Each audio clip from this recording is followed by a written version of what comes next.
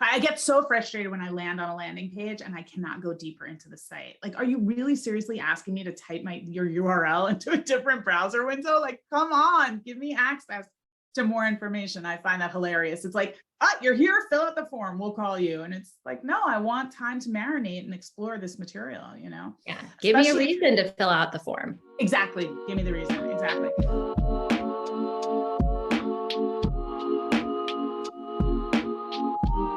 Hi, Laura, how are you?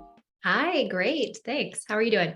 I'm good. I'm excited to see your presentation at HCIC in about 2 weeks. You're going to be talking about aligning SEO with your funnel. What's really fascinating to me about what you've done in the last 6 months with NeuroPace, which is a device that's used for patients who have drug-resistant epilepsy, is that I was the content strategist on that discovery. And so I am really lucky. I get to work on some of the projects that come through at AHA Media Group. And this was one that I really took personal interest in. And now to see all the work that you've done with it is really extraordinary. So before we dive into what the presentation will really be about, who do you think should really be at this session at HCIC? I think anyone who's creating content with a specific audience in mind, or if you're creating content for a specific point in your customer journey, and you want to be specific about defining who that audience is and what that journey looks like, that's really what we're going to be talking about and what people will walk away with.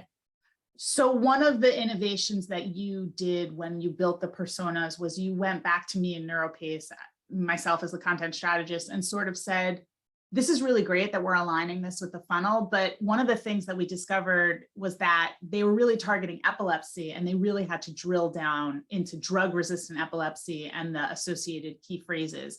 And so what you did, which I was so tickled hot pink by, was you sort of put that into the persona and said, let's make sure we're targeting the right keywords with where somebody is in the funnel. How did you get that idea? What made you decide that it was so important to, innovating on our personas? There's so many different tools and artifacts out there for content planning. Like there's personas, there's journey maps, there's empathy maps, there's all these different terminology and tools that people are using. And really what we did is we created a persona, but it's a really robust persona. So it's got elements of a persona that feel like a real person, feels very human. It's got a journey map built in. We really put a lot of empathy and emotion into this persona as well. So we really wanted to start with being super clear about who we were talking to and who this end user, this human being on the other end of the conversation was going to be. And then we could build our content strategy and our content plan with that person in mind. So, and you say that they actually call the customers by the persona names, right? We talk about Josh and Maria often. I feel like I know them very well. And it's such a fun thing to do because we tell people that all the time, talk about your personas like they're real, treat them like they're real people. And they aren't real. They're based on little bits and pieces of a lot of different data points, but we have treated them and really tried to make them feel as human and personal as possible. And I think that just changes the whole nature of content, because what I find when I read a lot of healthcare content, which is why we're so mission driven here, is that it's almost written for anybody. And somebody with drug-resistant epilepsy is not anybody. They've been through a long, frustrating process of trying to get this disease under control. And they're looking at it differently. They're searching for it differently. Their caretakers are looking at it differently. It was really fascinating to see the influences on Josh and Maria. And it not just changes person to person, but it changes over time. So when we created two personas for this content, we really they're two similar people who have similar experiences. I mean, they have differences, they have similarities, but the key difference between these two personas is where they are on their patient journey. And that allowed us to really drill down and be specific about what are their information needs that they have at this point, and then how do we create content to support it. Aside from personas, because if you're coming to this talk, you really want to learn about, like you said, patient journeys, chronically ill patients, how they think about things, how they search for things differently. But are there other key takeaways? I think it's really fascinating when you do a very practical tool for a client, and then they come back and they say, here was something else that came out of us doing this like this. Was there anything that NeuroPace found that was different? Well, interestingly, so we started with kind of these personas and these journey maps and really looking at our audience. Who do we want to talk to? How do we want to reach them?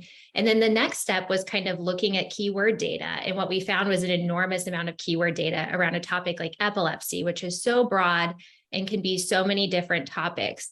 So what having those audience-centered tools gave us was the ability to look at that data, look at this large set of keywords, and really prioritize, not just like looking at volume and difficulty, but really looking at what's going to be most relevant to the person that we're going to reach, and doing that with different stages of the funnel in mind. Like, how do we optimize for discovery for someone who's maybe never heard of this? How do we optimize for them as they're in that consideration phase? What are their questions there? So yeah, it's a combination of, starting with some subjective things, right? We're putting a lens on it, and then taking that objective data, marrying those things to create something that's really relevant to our target audience and going to produce conversions. Yeah, no, it's super exciting. So speaking of, how have the results been for NeuroPace?